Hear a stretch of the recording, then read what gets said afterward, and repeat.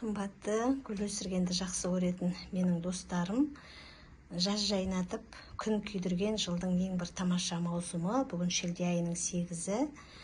Міне үстел үстінде тұратын шағын жылыжайдың астында менің гүлдердің ыдысын енді ауыстырған, немесе тамырланып өсе алмай тұрған гүлдерімді осы мини теплицаның астына қойып қойдым. Өте бір жақсы, керемет, ыңғайлы құрылғы екен.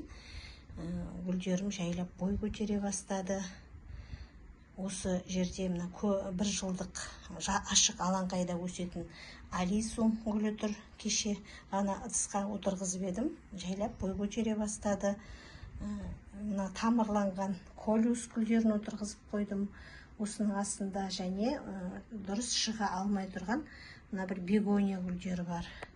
Жаңа аңғарған болсаңыздар, ашық алаңқайда өсетін гүлдер деп тұрмын. Мына арада мен көп қабатты үйде тұрамыз ғой. Терезенің алдына гүл қоятын мынандай жақсы бір подставканы тапсырыспен алғызып, мына терезенің алдына балалыққа ілгізген едім. Өте ыңғайлы екен. Осы арада менің кейбір бөлме гүлдерім жақсы шығып жатыр. Бояулары өте қанық. Күн бәрібір жаздың күні жетіңкіремейді кейбір гүлдерге. Сондықтан осындай құрылғылардың жақсы пайда қасып жатқанына мен де қуаныштымын.